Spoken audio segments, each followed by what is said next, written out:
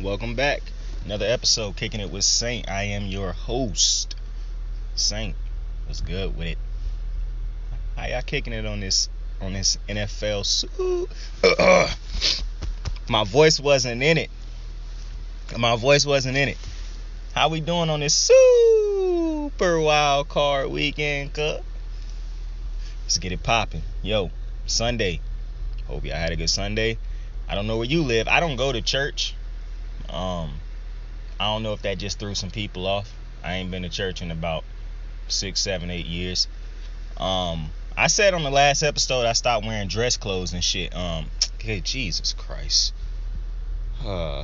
If you listen to the show, you know that a reoccurring theme it feel like now, and it's not even intentional. I try not to curse within the first minute of the pod of the show.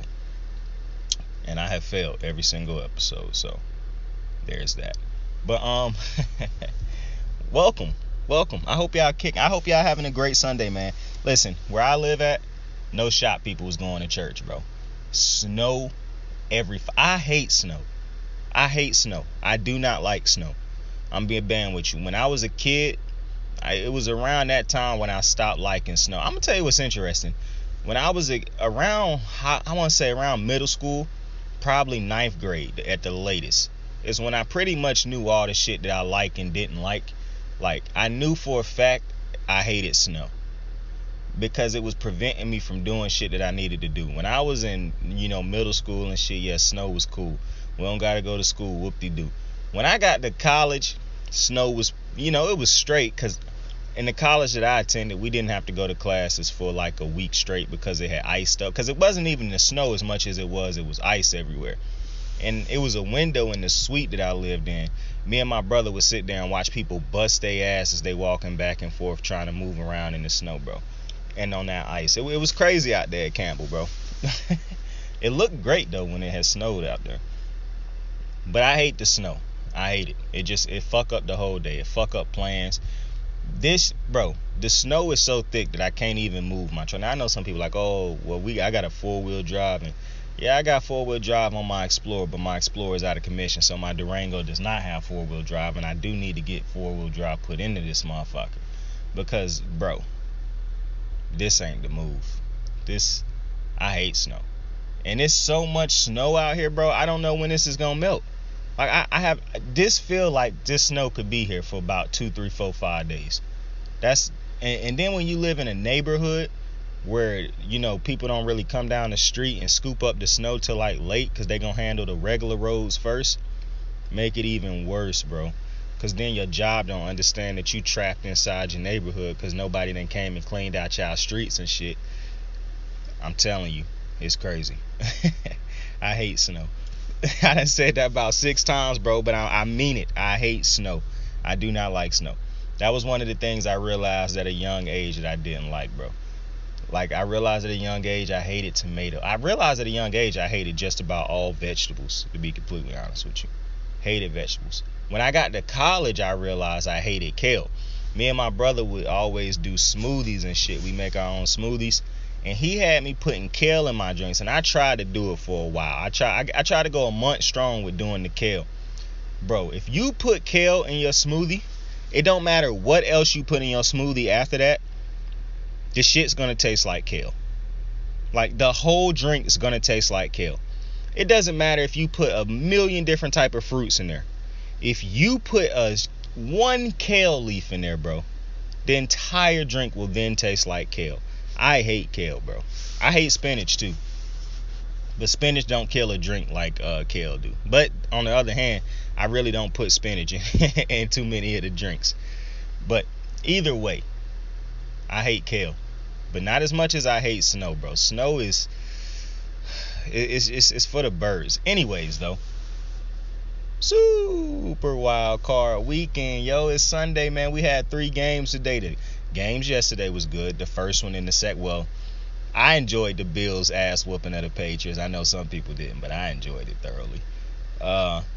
Today, we only had one competitive game today also, because the Eagles got smacked.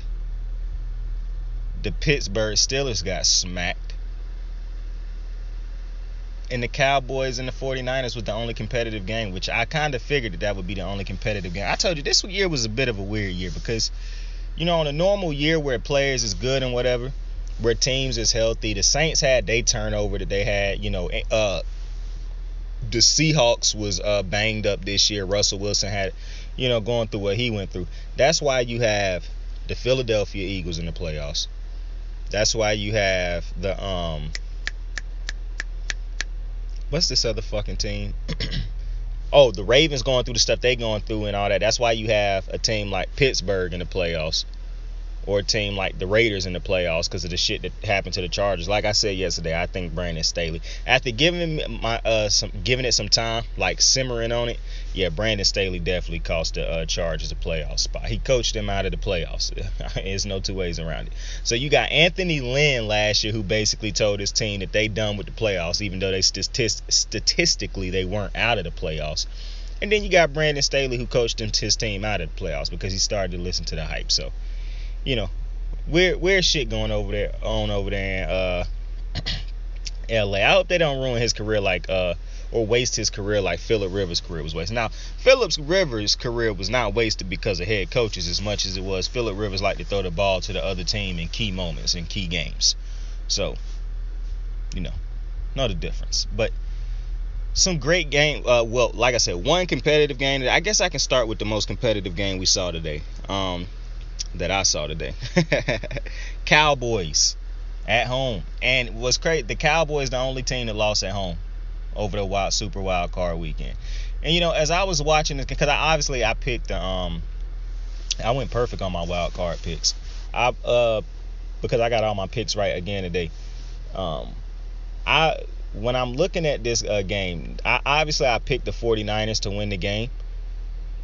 But as I'm watching this game, I'm saying to myself, maybe Dallas is not as good as I really was saying they was. Like, I started to realize some things, right? And I think it's fucked up that they gave Tony Romo that game and not Troy Aikman. I think Troy Aikman should have got that game. But that's neither here nor there. But now that's implied. Obviously, that's my bias too, because I love Troy Aikman, bro. I think Troy Aikman is just a absolute phenomenon.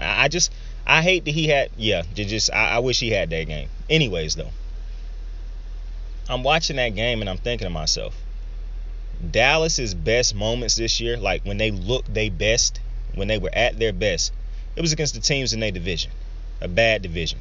It was against bad teams. When Dallas came up short this year, it was against the good teams that was in the playoffs. Chiefs, Tampa, Arizona.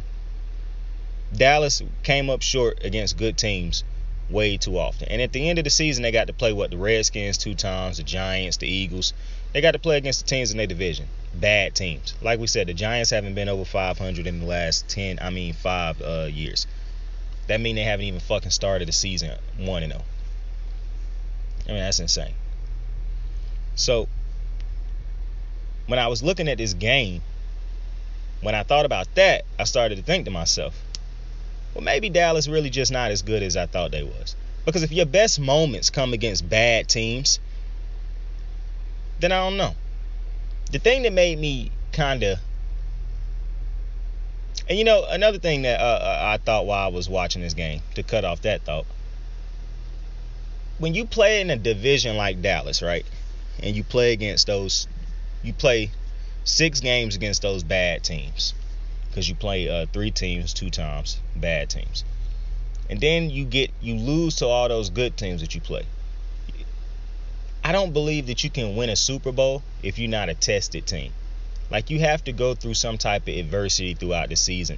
You have to be able to come through and beat good teams in the craziest of situations. Like the Packers going on the road on that Monday night, I think on Thursday night, to beat the Cardinals without Devontae Adams, without so many different weapons.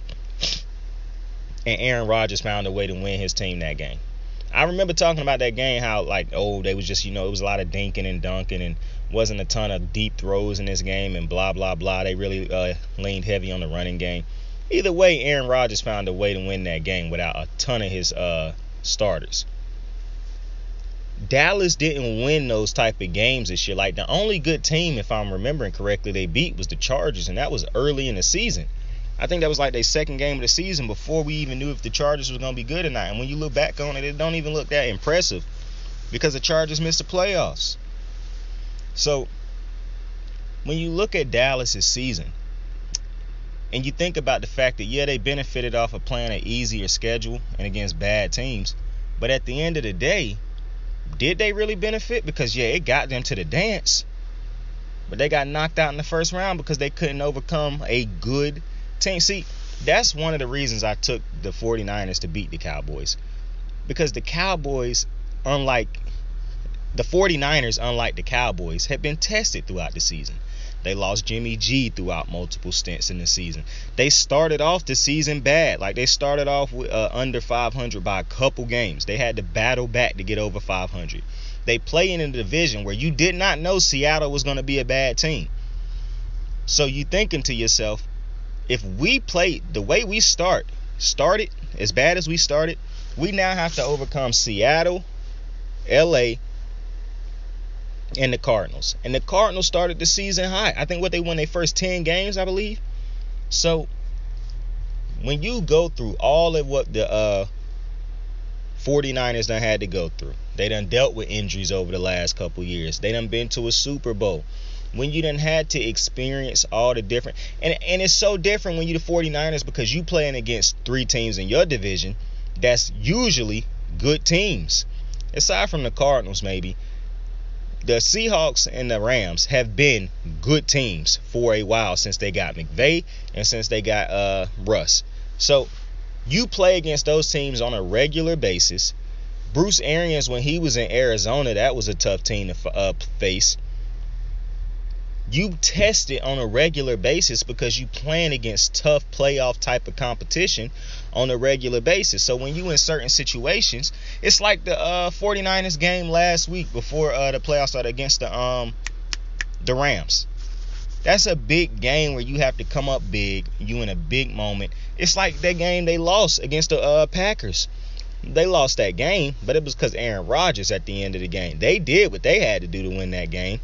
So when you constantly tested and being put in these tough, high-pressure situations against great teams like the 49ers, I just think it build up your armor and your character a little bit different than when you play that. When you Dallas and you playing against teams like the Giants, I'm glad I didn't finish that, the football team, and the bad teams that they play against on a regular basis. You beating up on it because they dominated them teams. None of them teams gave Dallas any type of fight. Any type of fight. Those was rollover games that Dallas came in and listen, to Dallas's credit, that is a game that those are games you're supposed to win. But I'm looking at a team like the Bengals, who last year, not even last year, this year, they go through. Now, the AFC North was not as good this year as it usually is. The Ravens dealt with a shit ton of injuries. Pittsburgh dealt with basically a washed up. I don't want to say washed up. It's a pro player channel. Big Ben, who no longer in his prime, basically. They dealt with a quarterback who about to retire at the end of the season. And the Browns, they dealt with Baker Mayfield being garbage, and you have all these other injuries and issues you're dealing with. But because those teams, that division was so close for so long in the season, because when Lamar was healthy, Baltimore would have won the division if Lamar was healthy. I'm going to just say that first and foremost. But we ain't talking about Lamar right now. But when you Cincinnati and you got to play against those type of teams on a regular basis, it do something else for you. Because no, I don't think Cincinnati going to win the Super Bowl. But that's a better team than I would take them against Dallas because of what Cincinnati done had to go through this year. Who they have to face on a regular basis. They got wins against good teams. Dallas is it's a lot. When you look at Dallas' schedule towards the end of the season, man, it's just a lot of great wins against bad teams and a lot of bad losses against good teams. And it was just something when I'm watching this game and you see how slow Dallas's offense start. And to Dallas's defense's credit, I think Dallas's defense was still pretty good this game. Because for one, San Fran could have ran off on a clip and they didn't. And they started the game hot. But I think the biggest reason, and I done said this multiple times, I know what Jimmy G is. Even though I do like Jimmy G, I done became a Jimmy G fan. This probably is the last season with Jimmy G, because too many times this 49ers had these situations where they go hot, they get hot, start hot, and then they just go cold. And you can't keep surviving like that.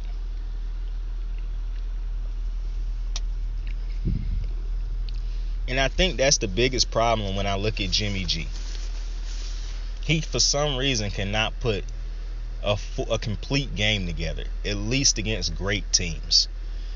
And them the teams you got to beat to win a Super Bowl. So that's why it's not really, when you beat a lot of bad teams, it's hard to take those serious, because you know those ain't the type of teams you're going to be playing when you get to the playoffs usually.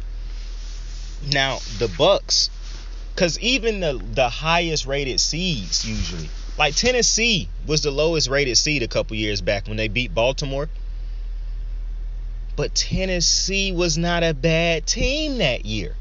That was actually still a great team. That's what I'm saying. This year, the Eagles were not a great team. The Eagles on a regular year, this Eagles team was not a playoff team on a regular year. But because you play so many bad teams, and so many other teams went through this type of stuff. And I know some people say, well, the Eagles went through the same things. I'm not disputing that. I'm just telling you, on a regular year. Listen, I saw a stat that said the Saints, this is the first year the Saints wasn't in the playoffs since like 2012 or something like that. Now, listen, I lived through that little drought that the Saints went on after Bounty Gate. But once they got settled in and got back right, basically after they got Kamara, they took off again. The Saints are not going to be a team that missed the playoffs on a regular basis. If they don't lose Jameis Winston early in the season, the Saints are making the playoffs. So I just think this year, like I said earlier, it was a weird year. And it's funny that I couldn't really describe why it was a weird year. And now I'm just boom, boom, boom, boom. I'm giving you all the different reasons why I think it was a weird year.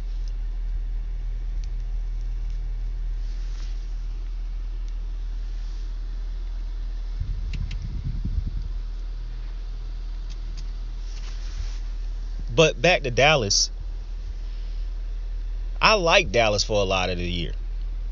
But it's just, when I sat down and I watched this game, I started to remember Dallas against the Chiefs, Dallas against Arizona, and how they struggled to score, how they struggled to move the ball, consistently finish off drives.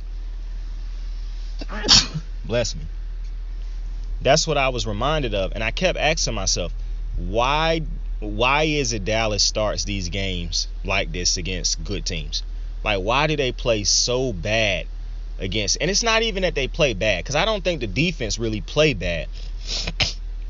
I really think that it's Dak in that offense. And I don't know what you do with Zeke in the offseason. Zeke didn't really have a good game. Obviously, I love Zeke, but I don't know what you do with him. If Pollard is where you go, I don't know. You're committing a lot of money to Zeke not to get him, for him not to be a... I just think Zeke got to give you a little bit more in a game like this. Dak, he was off on a lot of throws today. Now, he wasn't nowhere. The worst quarterback performance that I saw this weekend, well, and it's not over because we got tomorrow. The worst quarterback performance I probably saw this weekend so far was Jalen Hurts. But we'll get to that game when we get to it. But Dak looked, he looked bad in parts of this game too. I always say I don't understand some of Dak's miscues when he throwing the ball and shit like that sometimes, because Dak got a lot of weapons, but it's the Dallas defense got them back in the game. It kept them in the game, and hell, it could have nearly won them that game if that ball don't hit the ground with Kittle when Garoppolo throw it to Kittle and it bounce off the ground. And so that take a fumble away. But Dallas's defense nearly got them over this hump. And that's why I think what's up with this offense, man? Like, the offense got to come through in big games. And to me, they just didn't come through in big games this year. That's why they lost a lot of their big games against the good opponents and knocked out these bad opponents. Because Obviously, when you come into a game against these bad opponents, like Dak is easily the best quarterback. I've been seeing a lot of people lately say that they think Daniel Jones is a good quarterback, and that's just wild to me because I haven't seen what they done seen. But okay, I think Dak is easily the best quarterback in that division. Now I guess you can argue that's Daniel Jones probably the second best quarterback in that division, but that's not saying much because I don't think. I'm trying to think who is Taylor Heineke. Yeah, now that I'm thinking about it, I mean, you got Taylor Heineke, Jalen Hurts, Dak Prescott, and Daniel Jones. Dak Prescott is so clear in a way better than all those other quarterbacks that it's not, this should be one of them situations where it's Peyton Manning in his division winning it with ease on every year. Every year. Like, that's what this should be for the Cowboys. So when you the Cowboys, I think they should go into next year with a new approach. Because I don't see the Giants turning it around. I don't see Washington turning it around. And I don't see now Washington's defense could possibly be better next year. I could see that. But if they still rolling Heineke out there, it's going to be a lot of what you saw this year, in my opinion. Could be worse. Ron Rivera will probably be fired next year if Heineke is the quarterback again and they finish without a playoff berth. But I don't see this division getting any better next year. So if you're the Cowboys, what you should be doing is focusing on getting better against these good teams. Because that's why you lost this game. You wasn't prepared to play against and go through what you have to go through to beat great teams, good teams. The 49ers, we've been saying it all year. It don't matter what the record was. They had injuries and shit they was dealing with, and they play in a very tough division. That's a great fucking team. That is a great coach team, and that's one of my problems with Mike McCarthy. I just don't see the difference he makes in these games. And I'm critical on head coaches because I think head coaches matter. I really do. I don't care what nobody say. I think head coaches matter as much in the NFL as they matter in any other sport. I can't talk for hockey because I don't watch that shit. Like, I have never watched a game of hockey a day in my life. Or NASCAR, for that matter. But NASCAR is not a sport. But, talking about, still a pro athlete channel, though. But,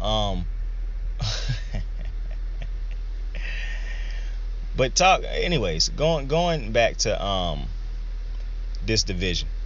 The Cowboys got to go forward with this. With basically, their mentality got to be, we got to be. I think they got to fire Mike McCarthy, and I don't want to be, I don't want to advocate for firing coaches. You know what I'm saying?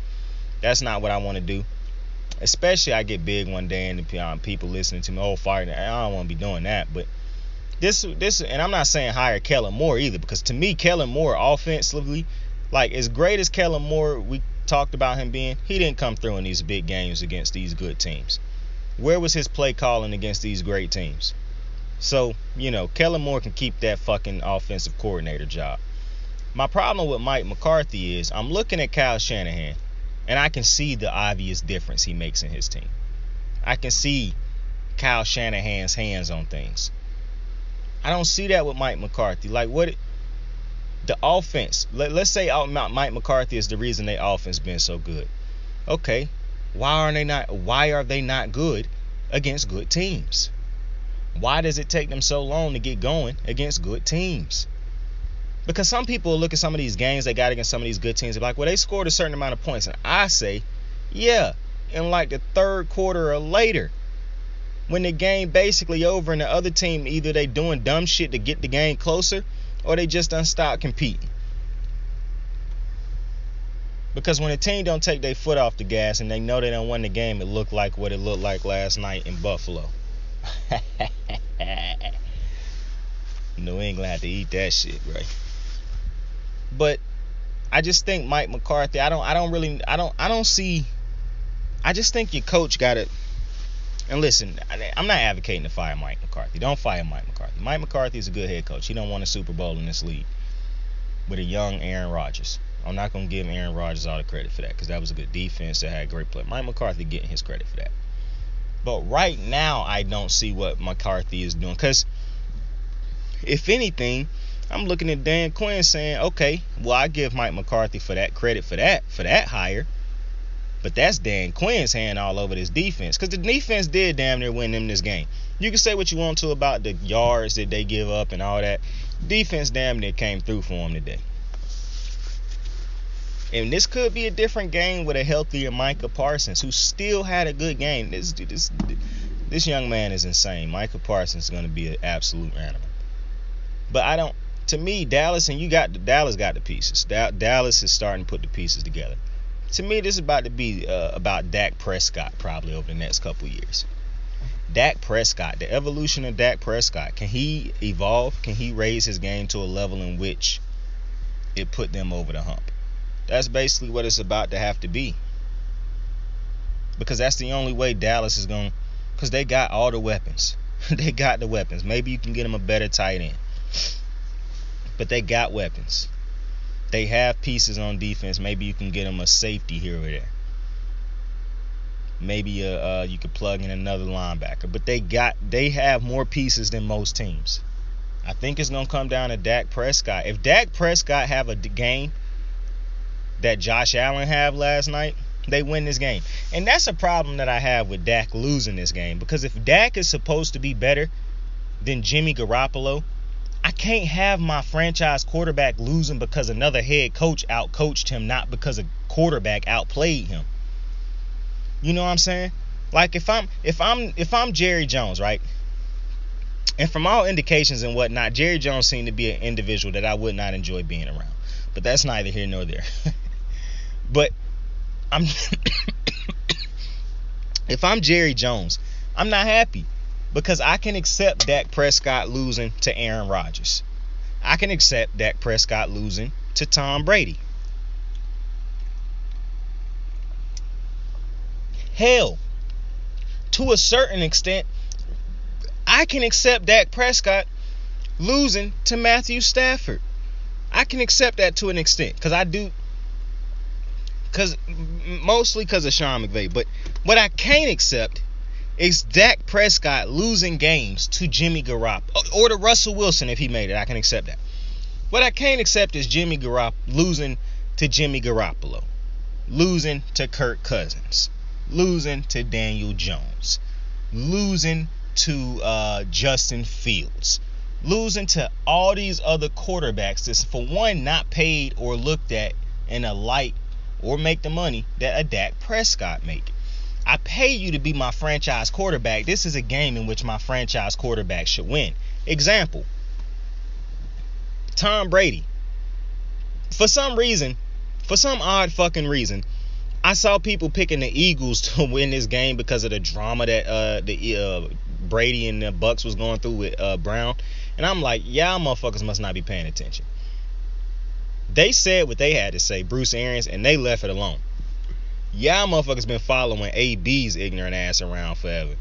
They done moved on. That's why he said he probably handled that shit wrong, because he realized they have moved on. He thought that they globe was going to stop spinning without him. This dude really gambled on himself and thought that the GOAT, needed him. This dude's a fucking moron, man.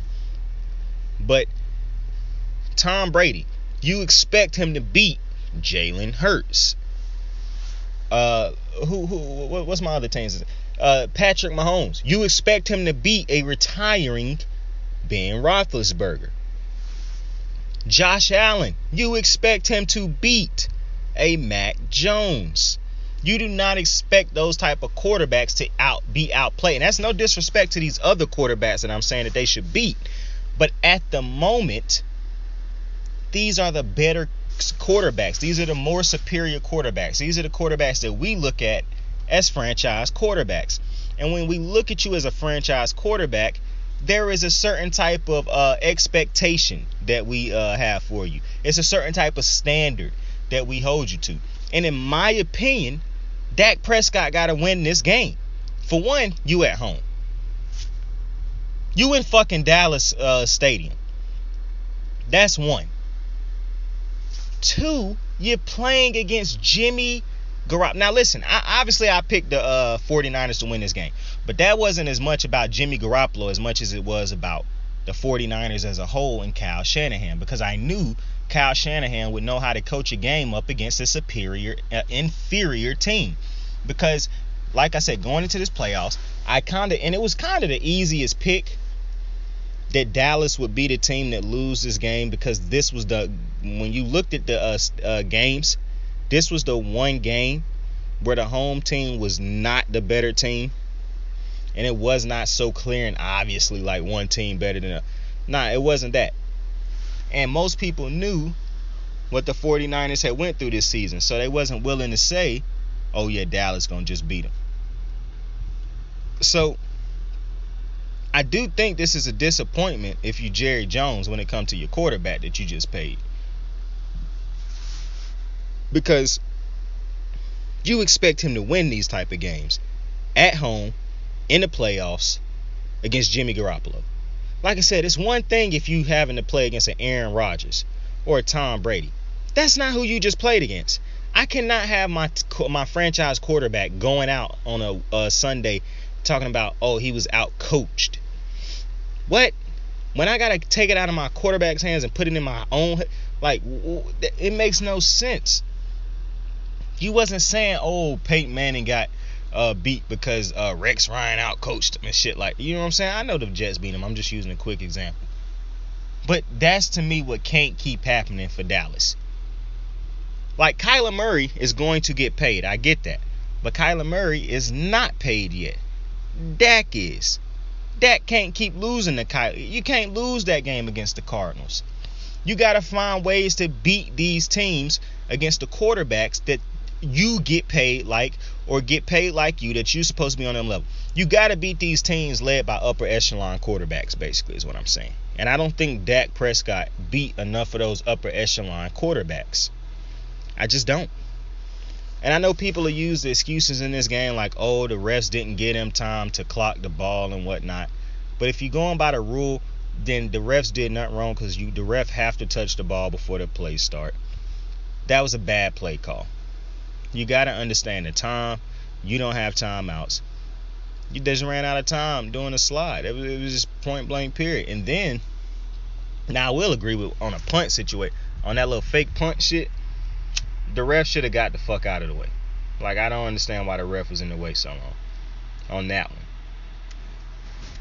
But on the last play of the game, no dice. And for Jimmy G, I'm almost certain this will probably be his last year on the 49ers. He made some bad plays in this game.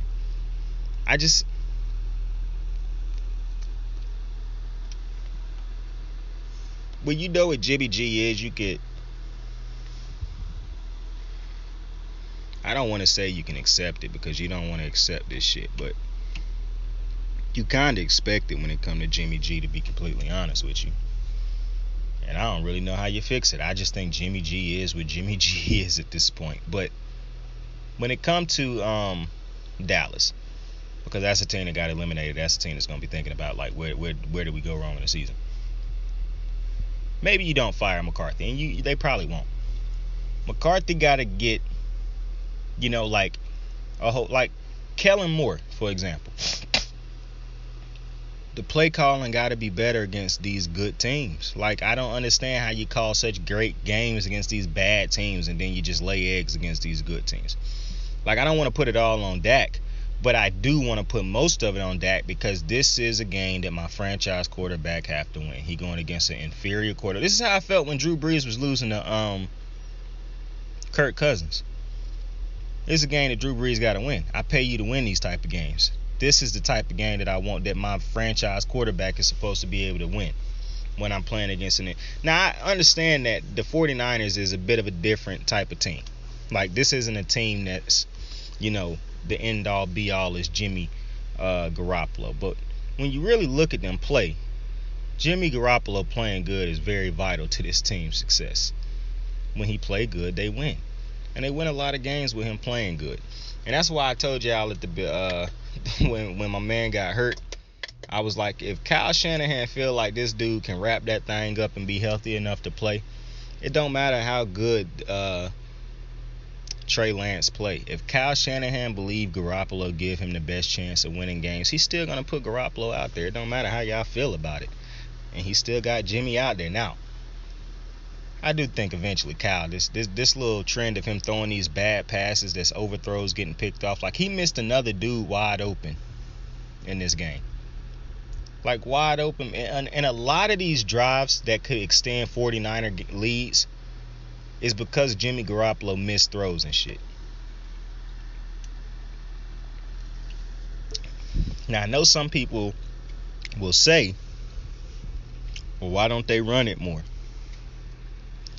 I'm telling you, man, I really hate it when people do that shit. I really hate it when people do that shit. Kyle Shanahan is a phenomenal head coach and offensive game caller. The man cannot run, or he does not want to run the ball a billion times a game. He wants to be able to trust his quarterback to make simple throws. You can't put that on You can't put that on Kyle Shanahan talking about some why you can't run. No. It's guys that are open. Jimmy Garoppolo got to hit him. It come down to that. It's as simple as that. It's really no two ways around it. So for the 49ers, I'm not sure who they play in the next round, but good win. They hung on to this one. Like I said, a different team would have beat the 49ers. A different team would have beat them. A Dak Prescott, if he is who we thought he was, he should have beat him. But, hey, it's the end of the line here, boys. Them boys headed home. Disappointing, man. Disappointing. But I hope they have a dope-ass offseason, enjoy it with their kids, and, you know, for an athlete, this the offseason, basically, bro. This is you rich. You get to, you know, chill out, do shit that you always dreamed about doing it. Then when when it's time for work to start back up again, you get to play football, man. It's an absolutely amazing life. What a time to be alive. You dig? But next game, Philadelphia, Tampa Bay. Now, this game went pretty much exactly how I imagined this game would go.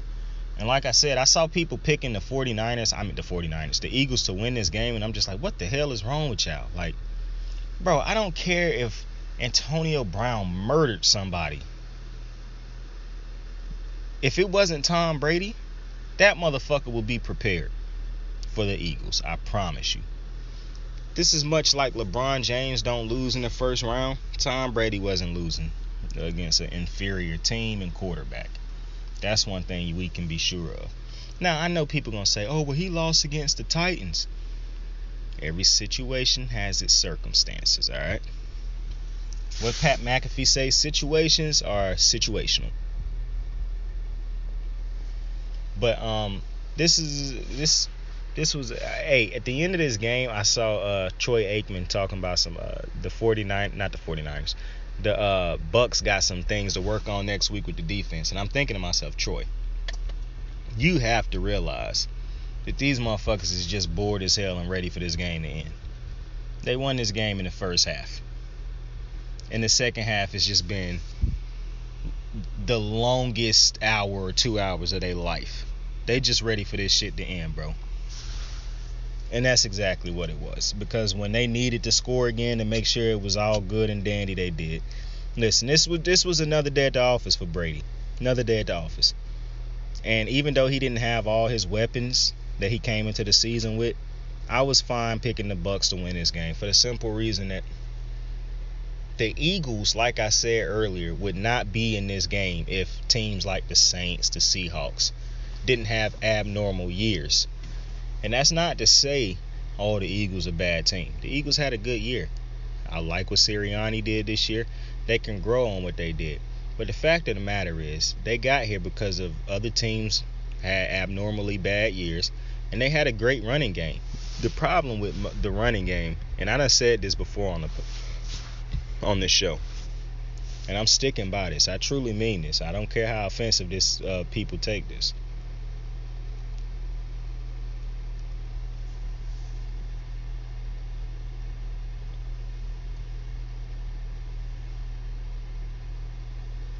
If you dominate the run and you are a great run team, but you cannot pass the ball, you will not win a Super Bowl. eventually you will meet your match. Because when you coach a game the way in which the Eagles coach their team, where you coaching around Jalen Hurts, you don't want him to make mistakes. It's a lot of running with the ball, a lot of check downs, a lot of screens, a lot of dig routes, a lot of quick drop back, quick throws. Not a lot of long developing routes. You got some play action in there that'll get you the long ball here and there. But it's not really a game that's relying on the quarterback having a good game, because you having everything else. It's much like the 49ers, the Browns, a lot of teams do it, where you don't really rely on your quarterback, the Patriots. But exactly what happened to the Patriots last night is what happened to the Eagles today. When you go up against a team that can just straight up score on you without the gadget plays, without all these, the running back having to have a good game, the offensive line needing to have a good game, the receivers needing to have great yards after the catch. When you go up against a quarterback like a Josh Allen, a Tom Brady, Lamar Jackson, Patrick Mahomes, Joe Burrow. I know some people are going to say, well, Joe Burrow. Well, I think Joe Burrow is a stud. When you go up Aaron Rodgers, when you go up against those quarterbacks that can win games when everything else go wrong, then you're in trouble. Especially when they come in and have a great game and don't turn the ball over. See, that's the worst thing. They don't even have to have a great game. They just don't have to turn the ball over. Because if they don't turn the ball over, they'll probably score way more than enough points to beat you, an offensively handicapped team that is relying on a multitude of things to go right. That is why the Eagles season. And then one of the things that happened in this game, which happened to a lot of teams that's built like the Eagles, where you do a lot of running and you really not a good passing team, when you get down, you got to start to pass the ball. And it start to expose what your quarterback can and cannot do. Jalen Hurts is not a drop back, scan the field quarterback. We know that's not the type of quarterback he is. He haven't been that all year. He wasn't that in college. He was nowhere near that in college. You can't have him. You can't run the way you run all year, or do what you do on offense and then try to flip it like that in the playoffs. That's why you end up with 2 interceptions and a bunch of incomplete passes, overthrows, throws behind the receivers, throws nowhere near the mark, out of bounds, throws. Like, it was rough out there for Jalen Hurts, but he was asked to do something that he hadn't been trained to do all year, because they had to build. Now listen, this isn't a Mac Jones situation where he was forced to play in this goofy ass offense because of his coach's ego and all that type of stuff, and they wanted to babysit him. No, I don't think Jalen Hurts is legit. I think Mac Jones can drop back and make throws. I don't think Jalen Hurts right now is a drop back, can make all the throws in the book quarterback. Yeah, he can make a throw here or there, but that's not his game right now. So I don't really blame the Eagles for how they had to run, how they had to operate on offense. I just knew that when you have to operate like that on offense, everything better go right for you to win. Because as soon as you run into one of them great quarterbacks who don't need everything to go right, and they have a good game, or they don't turn the ball over, it's the end of the line. And that's what happened today for Philly. Like, it's not even nothing. Like, I'm not even mad. Like, well, obviously I'm not mad, but like, I can't really critique Philly too much and nothing like that, because they tried to play the game that they played all year. When they got down big, yeah, they tried to flip it up a little bit, but then once they realized pretty much that this game was over, and well, not even that the game was over, when they realized that trying to do the drop back pass and shit just was not gonna work, they went back to doing what they did all year, and they got them a couple of cheap touchdowns, and boom, bang, bang, how you doing? Game's over. But the Eagles going to have to grow on it. Now, I'm going to be honest with you. Jalen Hurts going to have to develop a lot in the offseason. Because if you bring him back next year and your offense is pretty much the same, or the evolution in your offense is just that you run it better, but he still can't really dissect defenses, pick them apart. And I'm not asking him to be Peyton Manning or nothing like Tom Brady. No, I'm not asking him to be that. But your quarterback do have to eventually be able to read defenses, be able to know what to do against defenses. He's going to have to be able to make some simple passes. It was a lot of simple passes. It was like Troy Aikman was saying in the game. It was passes in this game that Jalen Hurts just have to be able to make. Like, he have to be able to hit certain throws in these games. And he can't right now. So if you bring him back next year, and that part of his game isn't developed, then I do think you have to start looking at a quarterback option, because I just don't think you can ultimately win a Super Bowl playing the way you play right now. Like, that's how Baltimore started. We got knocked out in the playoffs. They evolved. They grew. Lamar Jackson's arm got better. He got better at picking apart defenses and whatnot. So that's what's going to happen for the Eagles, because you can't come back playing like this, because I think you'll miss the playoffs next year, because teams will be healthy next year. So you think you would hope teams will be healthier next year. And I think it'll be hard to make the playoffs playing like this. Because, listen, the run game is great. Run game is good when you can run the ball, control the game, control the clock, keep the other team off the field. The reality is, however, the NFL is a pass-dominant league.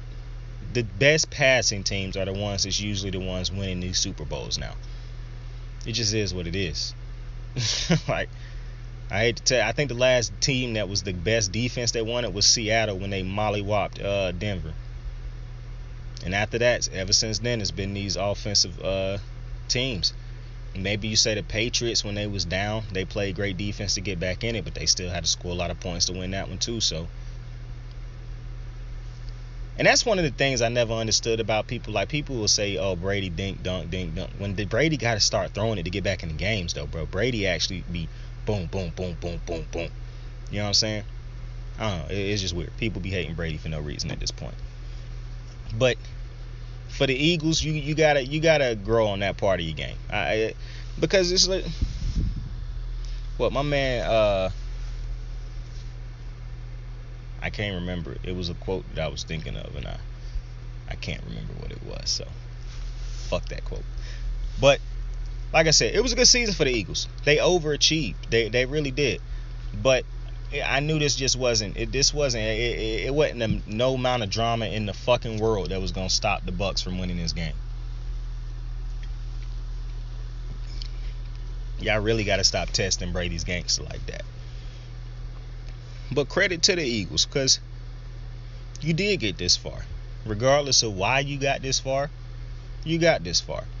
But it was an ugly exit, because, like I said, this is when you're a limited offense and you go against a team that's not limited on offense, this type of shit that can happen. And then we got the last game of the day. Pittsburgh, possibly Big Ben's last game. Kansas City. Now, I knew pretty much this was going to be an ass whooping. And if you watched the first quarter, you did not think this. You didn't realize it. You probably were thinking to yourself, like, yo, what the fuck is happening right now? Like, what's up with Kansas City? Because they started off slow. The first score of the game was Pittsburgh. In the second quarter, they scored on a JJ. So they running a wildcat play. Dude drops the ball, picks it up, drops it again, and JJ Watt scooped it and scored it.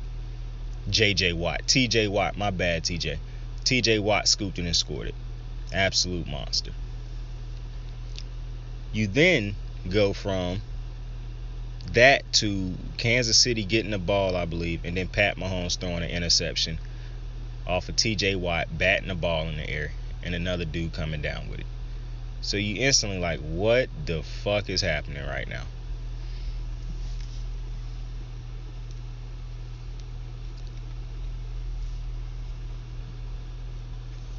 Now, a crazy person would have been like, or a person who just really would have lost to the Bobit type of people, they would have been like, oh man, Kansas City finna lose this game. Not I knew Pittsburgh still would have to score some points. And if you haven't watched Pittsburgh all year, they might be one of the best scoring teams in the fourth quarter. And I can't really explain to you how they do that shit either, because it ain't pretty. But I knew they wouldn't score enough points to beat Kansas City. Kansas City would get it going eventually, and get it going they did. And for Pittsburgh, they overachieved in my opinion this year. That was not a good team. A lot of that success came from the fact that Baltimore and the Browns had a bad year. Baltimore with the injuries, the Browns with Baker being trash. Just a rough. And for Pittsburgh, where do you really go after this? Like, do you try to get a veteran quarterback? I be seeing people say Aaron Rodgers. Aaron Rodgers ain't coming to the AFC North, folks. Hate to break that to you. He ain't coming to the AFC North. It ain't happening. He is not trying to play the Bengals, the Browns, and the Ravens 2 times a year. That's completely different than having to play Detroit. What's them other 2 trash cans he played? Detroit, the Vikings. And no disrespect to the Vikings, because y'all not trash. Detroit is. But come on. The Vikings are not the Bengals. They are not the Ravens. They are not the Steelers on a good year. And if the Browns didn't have trash can Baker, they wouldn't be the Browns either. And they lost to the Browns this year, as a matter of fact. So they ain't the Browns with Baker. I just don't think this is the division that Aaron Rodgers want to come to. I also don't think that he going to Denver. I said that last year. Aaron Rodgers ain't going to Denver, folks. He ain't trying to play Pat Mahomes 2 times a year, possibly 3. The Denver Broncos, I mean not the Denver Broncos. Justin Herbert 2 times a year. Like, come on. Derek Carr 2 times a year. Like, he really trying to deal with that? Those are not gimme games. Those are not handed to him games. Even with him on Denver. As good as Denver would be with him, those are not surefire wins. Especially against the Chiefs and the Chargers. So, I just don't see him leaving Green Bay for that simple reason. Because you got to think about them, like, he getting older. He not going to want to deal with them defenses in the AFC North. In the AFC North. And those explosions of offenses that he would have to deal with on a weekly basis. You think he got to be perfect now playing in that trash can division he play in? Think about how perfect this motherfucker would have to be in the division he would play in if he went to Denver. He would legitimately have to have no interceptions a season, possibly, with all the AFC. Plus, the schedule would change. He would be playing more AFC teams, meaning he would be possibly playing the Ravens, the Browns, the Bengals, the Colts. Now, I know Carson Wentz really not the answer, but the Titans, along with them tough teams in his division. So I don't see him moving from Green Bay in the offseason. I can't see it. But for Pittsburgh, back to you guys.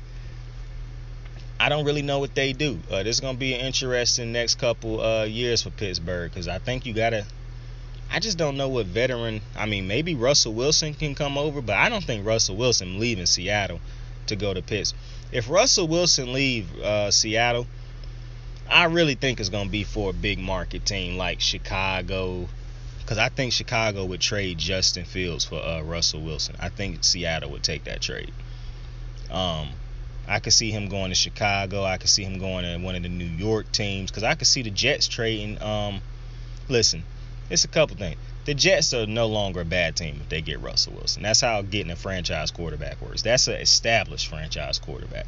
Not only would people begin to go to New York in the offseason, because that's a big market, and that's one of the biggest cities, like one of the top cities as far as entertainment and all that shit. But you got Russell Wilson there. Come on now. I'd trade Zach Wilson for Russell Wilson in a heartbeat. Do not give a fuck about the next 5 years. Russell Wilson will be fine the next 5 years. Russell Wilson will probably be fine the next 5, 6, 7 years. You put him behind a great offensive line, you ain't even seen the best of Russell Wilson yet. So I pray to God Russell Wilson get the fuck out of Seattle, man. Because I really hadn't thought about that this season. Like, I done talked about multiple times if he leaving. But I haven't really thought about, should he leave? Like, do I really want him to leave? Do I care that he leave? Yes, I actually do want Russell Wilson to get the fuck out of Seattle. I think Russell Wilson on one of them New York teams would be amazing. Whether it be the Jets or the Giants. He'd turn either franchise around. It don't matter. Like, people saying, oh, it should be the Giants. The Giants have been basically worse than the Jets the last couple years. So, they both been bad teams. It doesn't matter which team he goes to. Instantly, all the players on both teams instantly raise their game when you put Russell Wilson on the team. So it's not one of them situations where, oh, the Giants have this person, they got Dexter Lawrence, they got all these, what's my man, Galladay, they got Leonard, I can't even remember man's last name, but something Leonard on defense. You got all these different type of big name players or notable name players. Saquon Barkley. You got all these different type of things. Giants still need to fix that fucking offensive line if Russell Wilson were to get there. But I just think all them dudes will instantly raise their level of play. And yeah, those are big names. But if I go send his ass over there to the Jets, there's probably some dudes over there that you don't even know right now that would become way better players just for the simple reason they got Russell Wilson as the quarterback now. That's how it go when you play with great quarterbacks. And Russell Wilson is either in his prime or entering his prime. So I think he need to get the fuck out of Seattle. But for Pittsburgh, I don't know where you go, because the quarterback is a big part. And as great a coach as Mike Tomlin is, he had a winning season with Duck Hodges and Mason Rudolph starting. And Mason Rudolph really was trying to make a run for the worst quarterback I had ever seen in my fucking life. But I don't really know what you do if you Pittsburgh, because you're not going to draft. Obviously, you're not drafting high enough to get a game-changing quarterback unless one just somehow fall all the way down to you in a draft. So this is an interesting next couple. This is an interesting offseason for sure.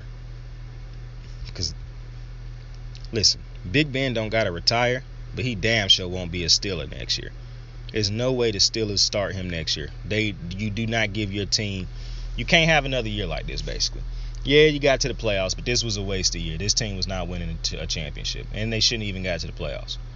You're not marching Big Ben out there next year doing this shit. So I'm interested to see what happened with Pittsburgh, because they're not even in a situation where like Tampa Bay was, where they got so many great weapons on offense that it's, a no-brainer for a veteran quarterback to join that team. They got some guys. Deontay Johnson dropped the ball a lot. So it'll be very interesting to see what Pittsburgh do over the next offseason, next couple seasons, because quarterback is a key part, especially in the division. Fuck the division. The AFC North got I just said fuck the division, then I said the AFC North. The AFC got a lot of great young quarterbacks, bro. Fields, Jackson, Mahomes, Burrow, Carr, even though he not young. It's a lot of quarterbacks, man. Pittsburgh gonna have to battle through that minefield without a quarterback. It's not happening. So that's Pittsburgh's job in the offseason, bro. Either they're gonna have to find a way to move up in the draft to get somebody they want. Maybe you take a year where you bad and you get a high draft pick to get somebody in the next draft, or you try to make a play for some. I really think they need to try to make a play to trade for Russell Wilson. Like I said, I prefer Russell Wilson in a big market. But I mean, shit. If Russell Wilson available, man, you gotta do your due diligence. If Deshaun Watson is available, you gotta do your due diligence. You gotta get a quarterback, basically. And for Kansas City, I'm glad they finally got it going. But this game damn near made me say there's no way this team winning the Super Bowl. Now I'm already I know who they play next week. They play the Bills. I'm taking the Bills to beat them next week. The game that's going to be tough is that Titans-Bengals game, because I do think the Titans going to win that game, but I think that's a winnable game for the Bengals, even though they on the road, because if the Bengals are hitting, if they are clicking, that is a high-powered team. And this is what I was talking about with Dak Prescott. Even though the Titans is the higher-rated team or higher-seeded team, Joe Burrow is a franchise quarterback. Ryan Tannehill, I like Ryan Tannehill. Ryan Tannehill is not a franchise quarterback at this moment. So I expect that Joe Burrow could find a way to win this game. Now, this is not the same situation, because Dak done been in the league for a couple years. This is only Burrow's first playoff appearance, his second year, not even a full year last year because he got hurt. So it's a little bit different. I do expect Joe Burrow to win these type of games, but I'm not going to be mad if Joe Burrow lose this game. You know what I'm saying? Like, I'm not that type of cynic. I ain't a piece of shit. Come on, man. It's his first playoff appearance, man. I'm not expecting Joe Burrow to go win the Super Bowl. If he do, then this man's amazing. But now, next year, he get to the playoffs, say he face the Titans. Yeah, I would expect that Joe Burrow to win this type of game if he playing against Tannehill, because he is a franchise quarterback who will be expected to find ways to beat these type of teams and win these type of games. But they could win this one, and that's why it's so interesting. So the breakdown on that is going to be amazing. Because, boy, I haven't decided who. Well, obviously I have, because I said I think the Titans going to win it. But I could change my mind by the time I come around to breaking that one down and doing the episode for that one. Because it's just, those are evenly matched teams, I think. I think the biggest difference in that game is variable. Unbelievable head coach. Coach of the year. Not even close. Coach of the year. But with that, we have come to the end of another episode, and I appreciate y'all for joining me. I appreciate y'all for taking time out of it. Can't even talk. Really was no story time on this episode. Let me think of a quick story to tell real fast. Hold up. I was gonna tell a criminal story, but I'm not gonna do that. Let me think of a funny one. If nothing pop in my head in the next couple seconds, then it's just gonna probably have to be a dub. So one time, me and my homies, we had this homie named JT. He told us that he wanted to take us, like, we had been talking about going to a log cabin for a couple months. Like, we kept looking up different log cabins that we wanted to vacation. It was me and like 6 of my homies. And we always would chill, be smoking together, all that, all the time. This is our college years. And we always wanted to go to a log cabin. So JT one day, he was like, hey man, I got this log cabin for us we could stay at. So we like, for real? And he showed us the pictures, and this shit looks extravagant. We like, oh man, we finna be there all weekend. We finna get high. We finna drink. We finna party. This finna be lit. We finna go out on the town. Like, come home at night, be in a lit log cabin. Everything seems smooth. So we go to school that morning. JT and some of our homies don't go to school. They go ahead and head over to the log cabin. And we send our homeboy Link with him, Link and Jalen. About 3 hours into them getting there, I guess, Link texts us and like, man, LOL, y'all gonna be shocked when y'all get here. And we was like, why we gonna be shocked? And Link say, FaceTime me.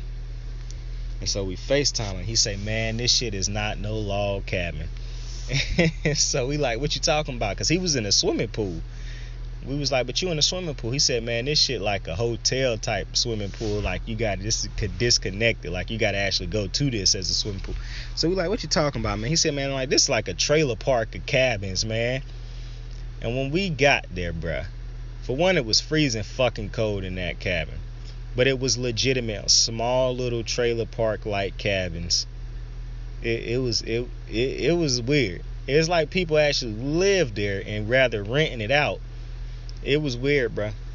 It was not what we expected at all, because it wasn't a lot. And for one, like, it was like 3 rooms. They was hella close to each other. Like, a little hallway. The kitchen area was also a living room area, like a little sectional booth sitting against one of the walls. Like I said, freezing fucking cold. Little ass bunk beds that was too small for a long individual. We got up out that motherfucker. Me and the boys, we was sitting in the car smoking a blunt. We was like, man, do we really want to stay here and do this shit? And we was like, that motherfucker, because it was JT's birthday also. I forgot about that. We was like, man, we really don't want, like, this ain't the move. And all the people who he brought over was like a whole bunch of like older white people that I guess he knew from the army and shit. But like, they were and they wasn't even good looking women, man. They was ducks. And so we was like, it's probably a dub right here. So we end up driving back, bro. We left that motherfucker. And that, you know, we might be pieces of shit for that, but to this day I don't regret leaving that situation. So there's that. With that, though, I appreciate y'all for joining me on another episode of Kicking It with Saint, man. I appreciate y'all greatly for taking time out of your day to join me, man. I am your host, Saint, and I appreciate you tremendously, man. You tell somebody you fuck with them, tell somebody you love them, they're going to appreciate that shit. I appreciate you. Saint out. You ready to make history? Come on now. Yeah. You know, there's these 2 words. And when I say them, people get goosebumps because they know what happens next. So without further ado, free smoke. Look, scared cause I'm drowning in silence with bad thoughts. These days I don't have nothing to say, man, the bad talks. I put in headphones on my driver. Pull up to the spot and give a good dick and Godiva. I can't lie, I'm uninspired. No more pillow talking about nonsense. I only stick around to put some band-aids on my conscience. I don't know why I feel so bad, nigga. That's what we do, no foundation. We don't build no more, we just screw. Half a bottle of Henny, girl, I'm going with the wind. The same nigga